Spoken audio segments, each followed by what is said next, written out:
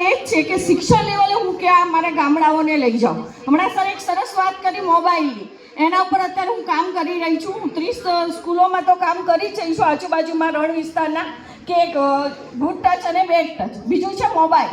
તો મોબાઈલમાં આત્મહત્યા અત્યારે આપણે જોઈએ કે 14 વર્ષનો છોકરો પણ આત્મહત્યા કરી લે છે, 13 વર્ષની દીકરીઓ આત્મહત્યા કરી લે છે, 10 વર્ષનો દીકરો આત્મહત્યા કરી લે છે.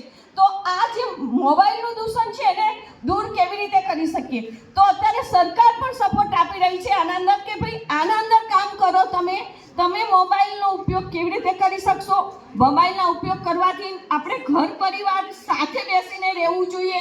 એ બધું જ આપણે જો બધા સાથે મળીને કરશું તો મોબાઈલના દૂષણને આપણે બંધ કરી શકીશું. અને તેટલા જ માટે મેં 30 સ્કૂલોને લીધી હતી ત્યાં દસાડાની, અને દસાડાની 30 સ્કૂલોને મેં સર્વ ખર્ચે કામ કર્યું છે. હું ધાંગધ્રામાં, એટલે મને અહીંયાની અનુભૂતિ છે. મારી પીએચડી ધાંગધ્રા તાલુકાનું મેં અગરિયાઓ માટે કામ કરેલું છે, અને એટલા માટે મને હજુ ધાંગધ્રાનું બહુ માન છે. એટલે હું સાહેબ શ્રી કે અહીંયા જે બેઠા સમાજ કાર્ય કરતા ને એટલી પ્રાર્થના કરું છું કે આવો કોઈ કાર્યક્રમ હોય તો મને અવશ્ય બોલાવે.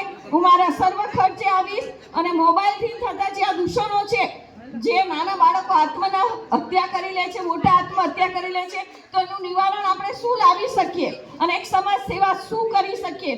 બસ એટલું. જય હિન્દ.